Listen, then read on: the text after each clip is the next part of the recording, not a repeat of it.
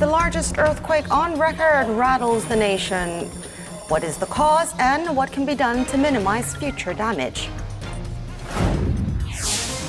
Defying the international community, North Korea carries out its fifth nuclear test. How does the latest provocation differ from others, and what are Pyongyang's hidden ambitions? While inter-Korean relations remain icy, families separated by the Korean War struggle to hold on to hope during one of the nation's biggest traditional holidays. Welcome to News Inside. I'm An Jang-hyun. Let's meet our panelists. Professor Shin Sang-hyuk from Kyung University Graduate School of International Studies is with us. And Dr. Bong Young-sik from Yonsei University Institute for North Korea Studies joins us again as well. Two earthquakes hit Korea's southeastern region near Gyeongju in the late hours of Monday, including at magnitude 5.8, the largest quake to date in the country. Here's a closer look at what happened.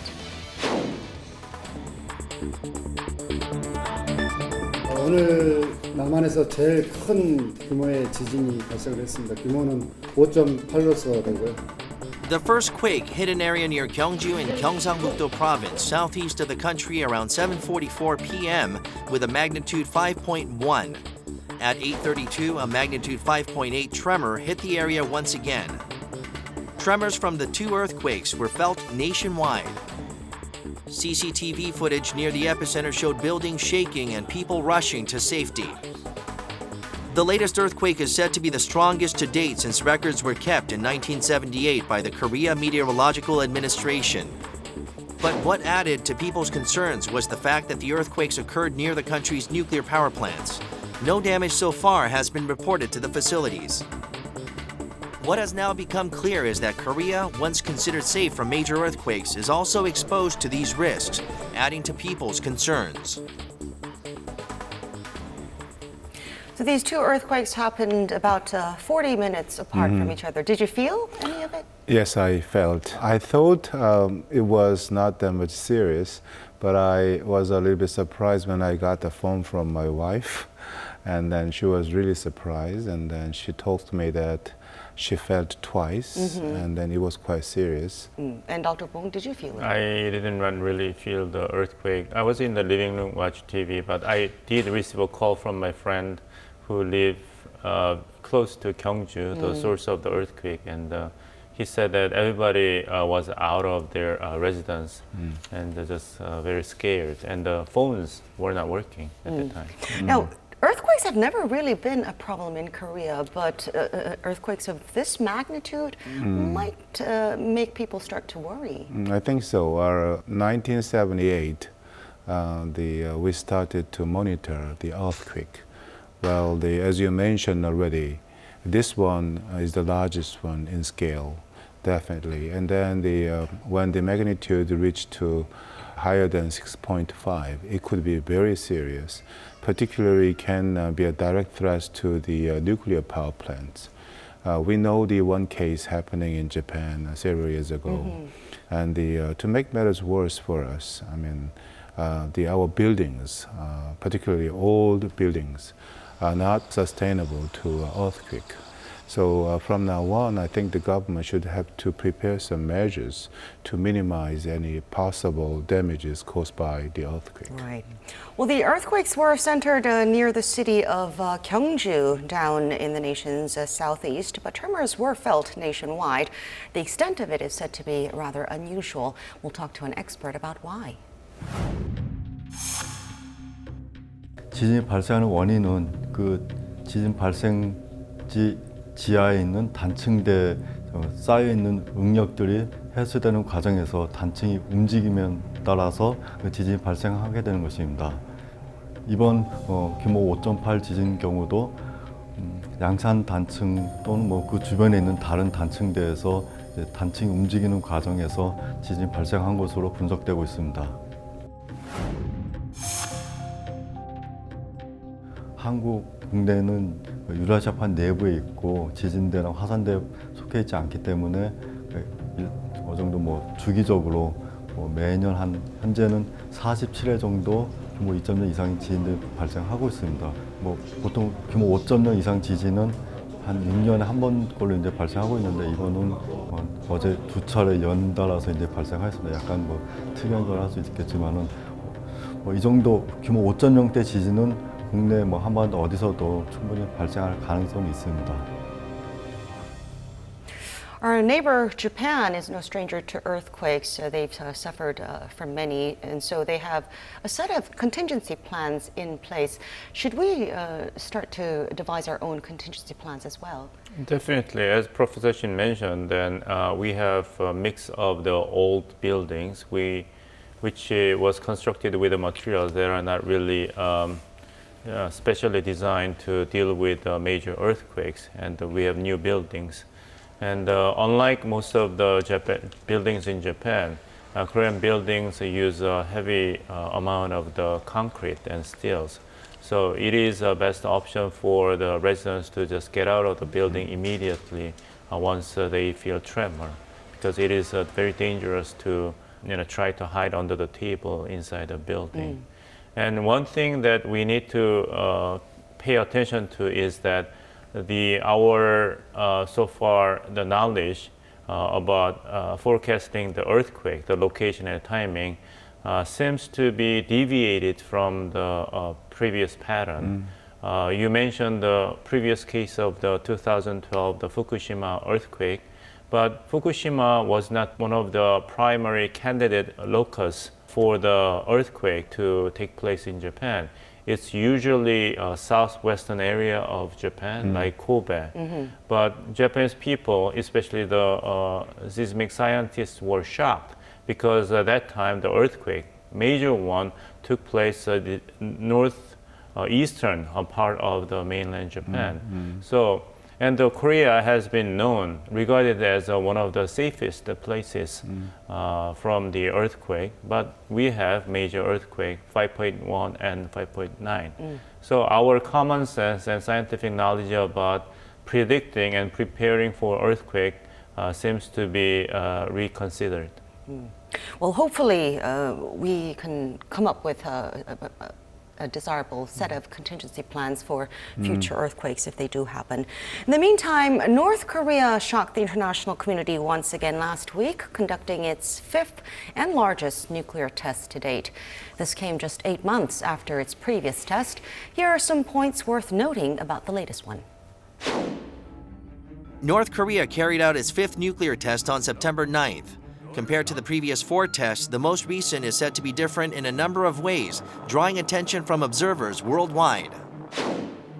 First, compared to other tests which were conducted in 3-year intervals, the 5th took place only 8 months after the 4th. Also, according to Korea's meteorological agency, the seismic magnitude caused by the test was at a record 5.04. The estimated explosive power by Seoul's defense ministry is 10 kilotons and 20 to 30 kilotons according to the US. On the day of the test, North Korea state media issued a statement from its nuclear research center claiming it had standardized the production of nuclear warheads and that it is now capable of producing them based on demand. The South Korean government expressed strong concerns about the rapid advancements made by Pyongyang in its advance towards miniaturization and said additional nuclear tests are possible. Seoul's National Intelligence Service explained the North carried out its latest test not only to show off its nuclear capabilities, but also the strength of the Kim Jong-un leadership, while sealing off any signs of instability from within the country. The latest nuclear test has rattled the South and the rest of Northeast Asia, driving up tensions. What has North Korea set out to achieve, and how will the international community respond to its endless provocations? This test was the largest in scale so far, with the most powerful blast as well. What does this say about Pyongyang's nuclear capabilities?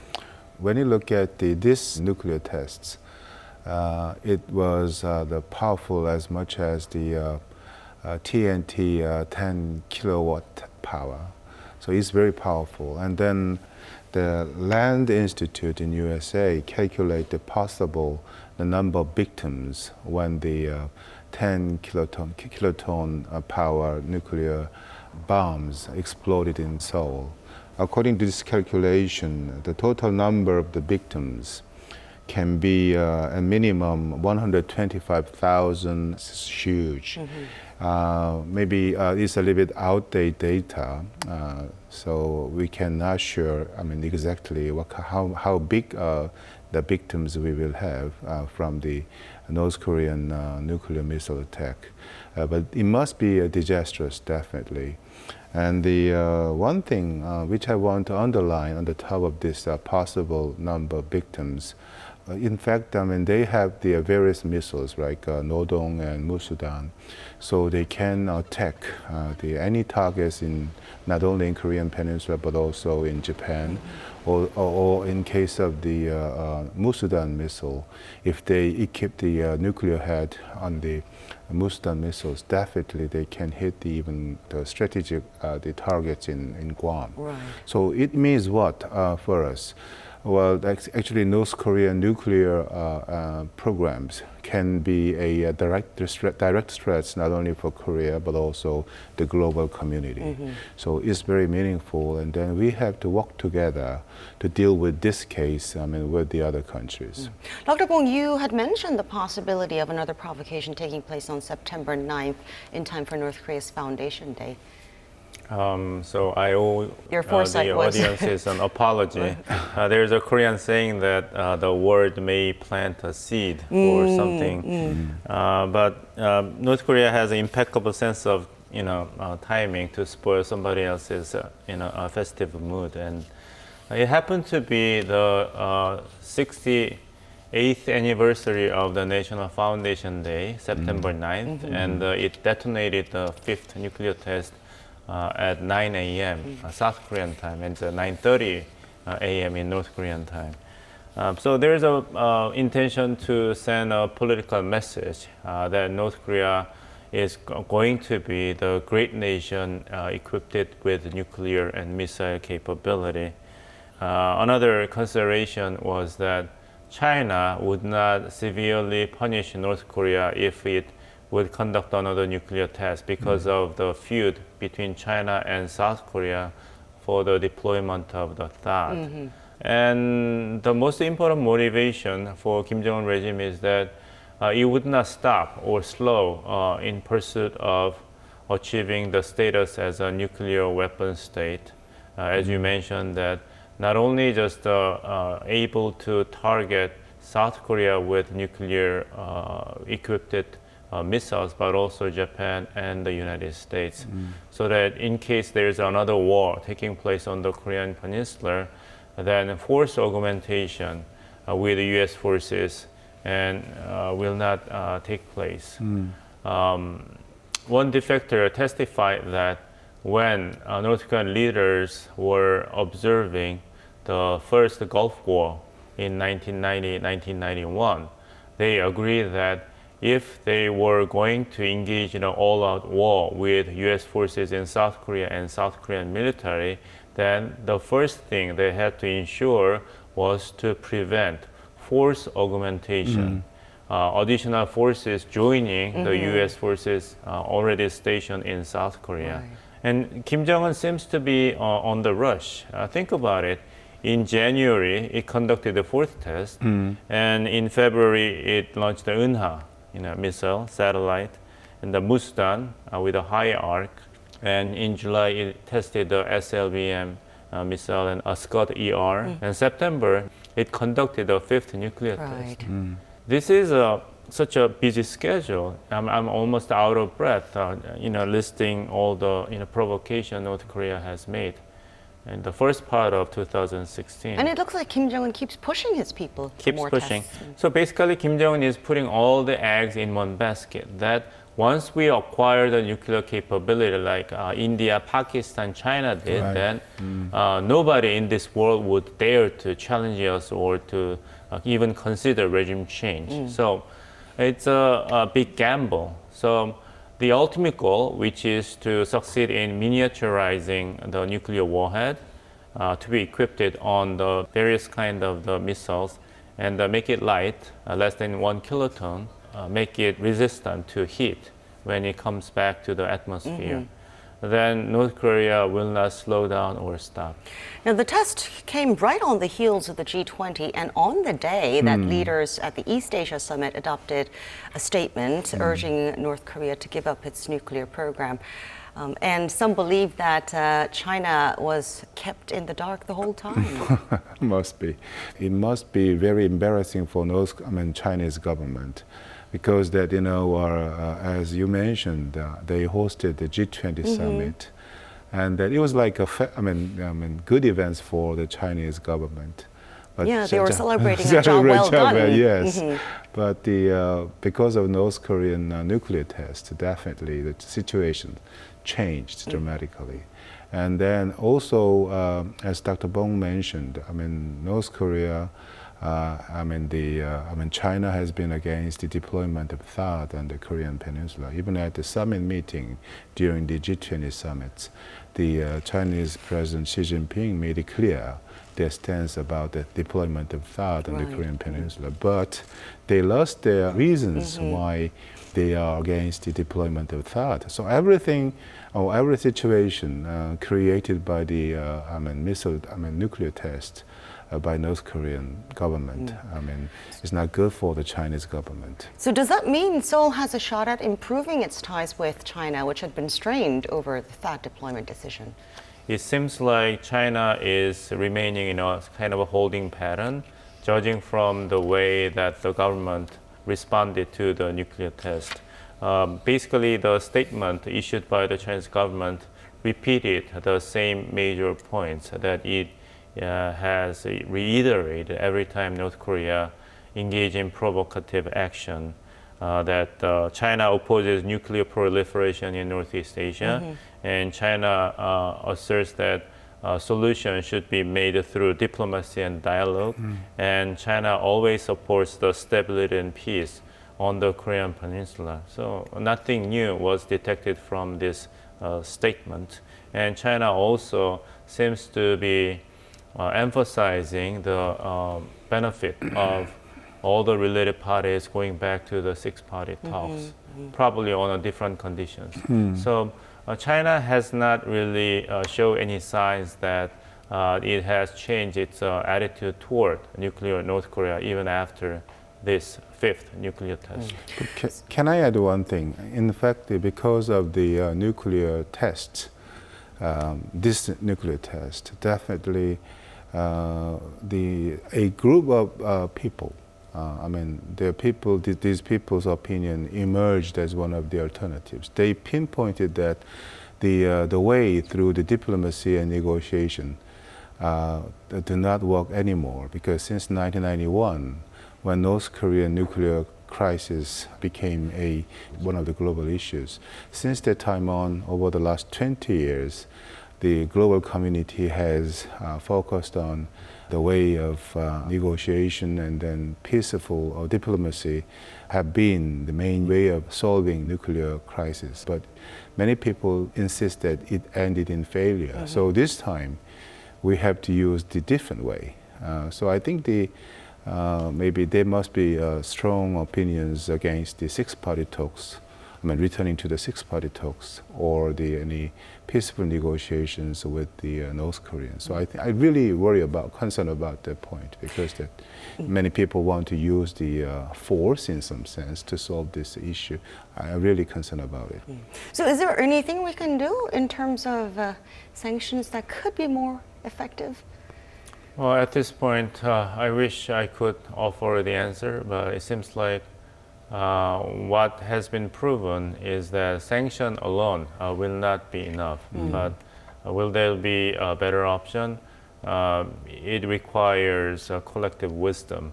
The problem of imposing another sanction, even stronger one, is that the track record shows that North Korea has been defiant to economic sanctions imposed by the outside world, and the sanctions failed to prevent the North Korean regime from acquiring all the technology and materials needed to further develop their ICBMs and nuclear warheads, according to the report issued by some think tanks in Washington, D.C.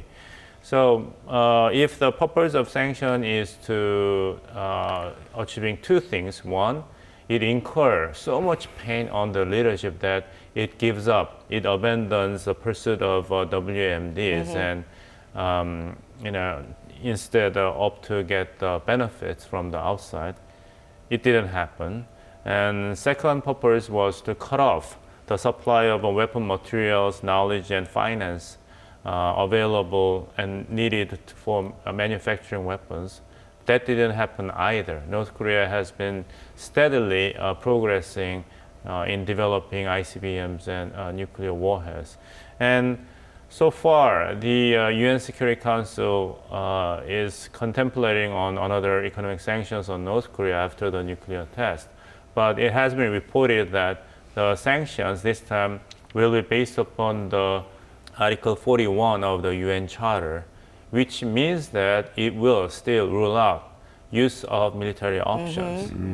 So without combination of military options, at least a threat of using them, and economic pressure, then North Korea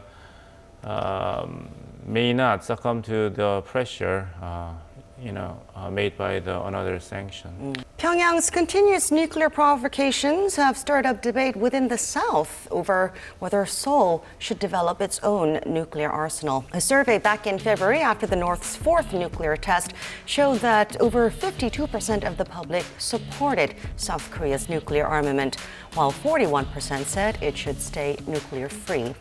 Meanwhile, 64% of nuclear and security experts were against the South acquiring nuclear weapons.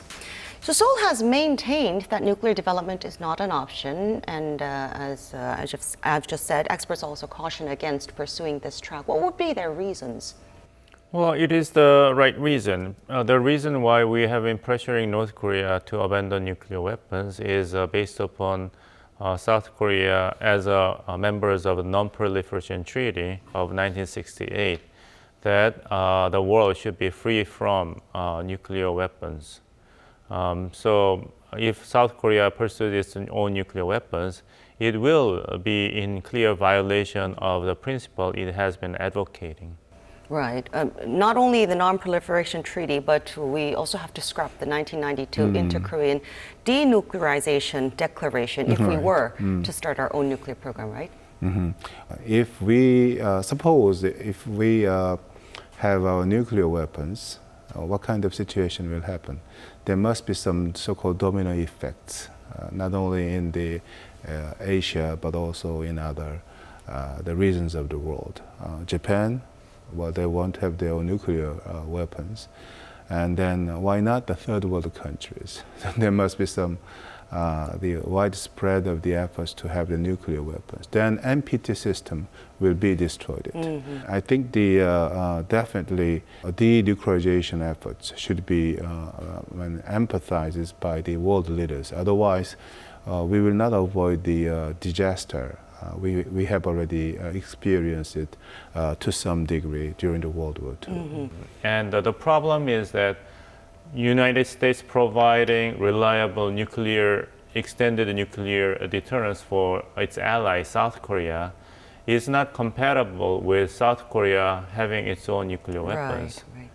By the time South Korea has its own nuclear weapons, it denies the very premise of United States fulfilling its obligation to provide extended nuclear deterrence for South Korea.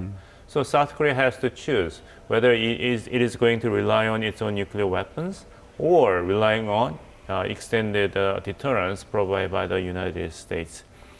Once South Korea walks away from NPT, then the United States will not provide the uranium. Then all these nuclear power plants in South Korea, those account for at least 40% of entire electricity consumed in South Korea, cannot be functioned. And there's economic sanctions imposed on South Korea as a country in violation of NPT. Can South Korea weather all these economic backlash? So South Korea needs to be really careful about how to balance its desire and its own capacity. But if I introduce the politicians' idea who are support for proposal to acquire nuclear weapons, if I introduce the idea, they said that they use the European case. I mean, UK has their nuclear weapon, but they cooperate with the other European countries in the NATO framework. So they insist that even though we have the nuclear weapons, we can work together with the United States.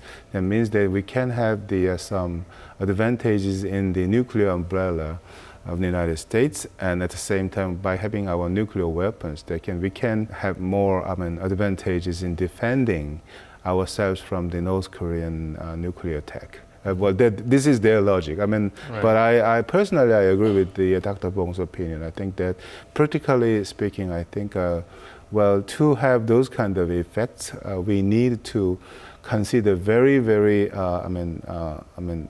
even small things, particularly in the relationship with the United States. Definitely, practically speaking, it's very difficult for us to have those kind of the outcomes. So European case working together with the nuclear weapons and the United States was possible because the United States supported that idea. Right. And France did not trust, France under Charles de Gaulle did not trust the US premise, so that France developed its own nuclear weapons. Right. So another question is, can South Korea guarantee United States blessing and support? Can South Korea will certainly get neighboring countries' support for South Korea acquiring nuclear weapons and working together with other nuclear weapon states such as China in Northeast Asia and Russia too? These Highly are doubtful. big questions. Yes. Well, practical disadvantages aside, us acquiring nuclear weapons in response to North Korea's nuclear weapons just doesn't seem very Right. We have to rational. think that let's imagine that South Korea has its own nuclear weapons. Does it make Kim Jong-un's North Korea more likely to abandon its nuclear weapons? Of course Oh my not. God. It gives them a Paradigm. bigger or excuse. more motivated that we have to upgrade our weapon systems to Definitely. outpace South Korea. Definitely. Well, compared to his father, Kim Jong-il, Kim Jong-un has been much more aggressive with weapons development and military provocations. The New York Times, in a recent article, said the North Korean behavior is far from crazy and all too rational. Would you agree? Yes, North Korea has found that pretending to be mad and irrational serve their strategic advantages. David Kang argued that North Korea has engaged in numerous terrorist attacks, like the Aung San terror and the bombing of the Korean Air.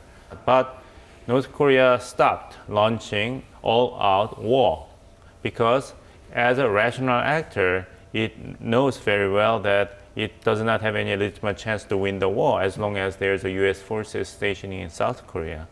So, pretending to be irrational, reckless, unpredictable work to North Korea's advantages. So, by portraying North Korea itself as crazy enough to launch first preemptive nuclear strike to Japan and the United States, actually strengthened the bargaining leverage of North Korea. That is why Kim Jong-un has been behaving that way.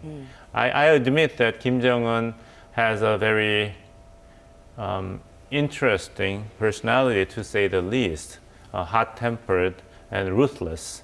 But that does not necessarily mean that Kim Jong-un is totally crazy.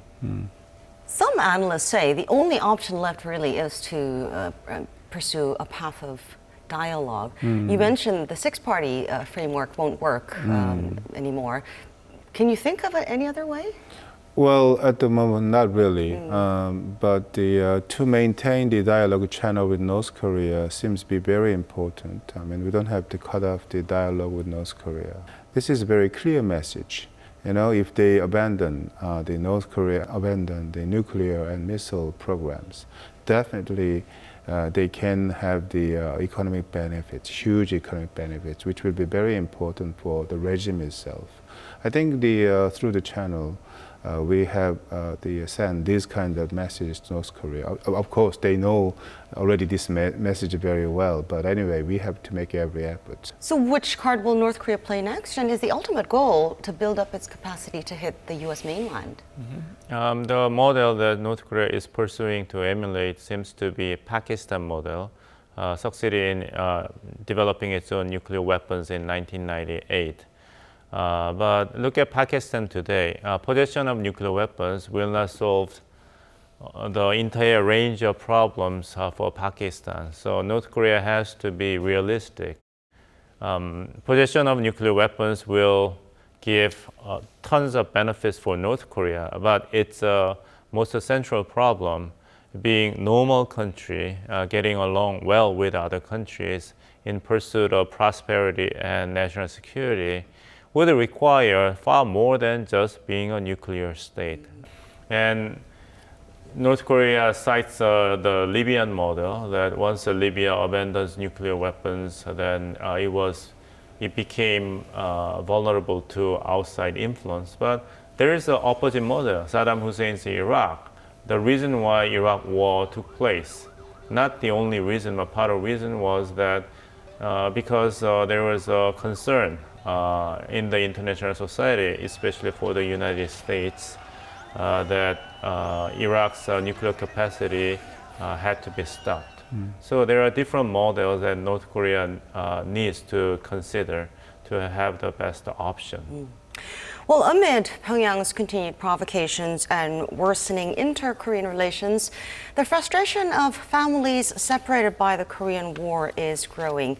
Family reunions had typically taken place around this time of the year to mark the Korean Thanksgiving or Chuseok, but this year things are quite different. Chuseok brings together families from all across the country. It's also a time when inter-Korean family reunions were typically held for divided families. But this year, that will likely not be the case. Separated families refer to those torn apart during the division of the Korean Peninsula in 1945 and the Korean War a few years later. The first ever inter-Korean family reunions were held in 1985. Although discussions were held to open a second round, no progress was made. That's until the year 2000, when the first Inter-Korean Summit paved the way for fresh discussions on how to resolve the issue of separated families.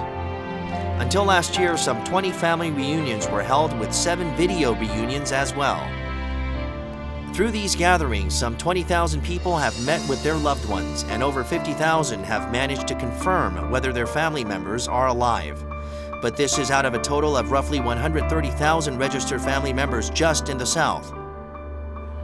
Late last year, the South and North met to discuss inter-Korean exchanges and other pending issues, but talks fell apart without much progress. Following this, Pyongyang carried out 2 nuclear tests and multiple military provocations, which is why Seoul's Unification Ministry believes carrying out reunions in the near future would be difficult. As most first-generation family members are aging rapidly, with many already having died, discussions on how to find solutions for regular meetings and more inter-Korean exchanges are in great need.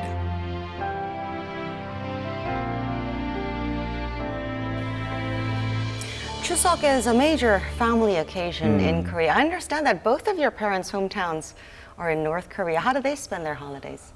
Well, my father passed away, I'm sorry. and my mother is still alive. And she talked about her life in North Korea because she spent about the 1/3 of her life in North Korea. She studied at high school over there. And then she missed a lot her hometown and the life in North Korea, yes. What about your parents, Dr. Bang? They're all from North Korea, especially my mother is from Najin in the Hamgyong province. You know, the area All the way Najin, up north, Hassan, right. the Eurasian project, plan was related. So they're Catholic, so they pray for their deceased family members in a church close to DMZ. Well, the problem is that time is running out for many of these family members as they're getting old, and many of them are passing away. How many people are currently registered as About separated families. 130,000 are officially registered, and you are absolutely correct. Unfortunately, every year about 3,800 remaining members of the separate families registered to the South Korean government, die. And this year, for the first time, the number of deceased member is bigger than the number of remaining members. 67,000 of the registered separate family members have passed away, and 63,000 remain alive. Well, these reunions are taking place fewer and farther in between now, so some of these families are turning to other means of family. Yes, definitely. They wanted to have a family reunion in the third world countries. I mean, with the help of the civilian organizations, civilian individuals. For example, as of the end of 2005, actually, there were many people who helped the North and South Koreans to meet together, but the South Korean family should have paid some money. I mean, at the time, To brokers. and then the fee to use brokers in 2005 was about 4 million won, but in 2009 it became about 6 million won, exactly 5.9 million won. So it means what? I mean, there must be more demand for the the brokerage service, so to speak. So I mean, we can say that as an alternative way to meet their families living in North Korea, South Korean the separate families want to use this way rather than the official way arranged by South and North Korean government in the name of the separate family reunion program, because it has been stopped for a long time. And the secondly, South Korean government started so-called to make the DNA database. In fact, as of the end of the 2015, they made the DNA database of the 10,004 people. But this year, they plan to make another 2,000 people's DNA the data. So definitely, they just keep on using this way to make more opportunities to confirm their family records Even after they have passed away. How was it for separated Germany? What kind of mechanisms did the East and West have in place regarding separated That's a families? very interesting point, because West German governments mixed principle and pragmatism. Basically, it engaged with East Germany once the Berlin Wall was erected in 1961. Before the Berlin Wall was established, average 200,000 East German residents moved from east to west in search for freedom. So after that, there's a federal defection law, Grundgesetz. Article 116 stipulates that East German residents in search for political freedom should be granted the status as political victims to be saved and able to obtain German citizenship. So there is a political mechanism in place. Unlike South Korean case, West German case is putting heavy emphasis on the democratic aspects of this issue, family reunion, that it is not so much as reunion of separate families alone, but also the obligation of a democratic state to rescue and save people in search for personal political freedom and liberty. So there is a different approach waged by the West Germany. And in terms of pragmatism, West Germany used money to gaining leverage upon bankrupt Eastern Germany, like the concession loan in 1983. And when Mikhail Gorbachev also searched for the economic aid from West Germany, Helmut Kohl tied it to the gaining international support for German unification. Well, we do have to wrap up, but on this occasion of celebrating Chuseok, I hope we can think about at least this humanitarian issue of separated families. Well, thank you two very much for sharing your thoughts with us today. Pleasure. That is all for this edition of News Inside. Thanks for watching. We'll be back with more next week.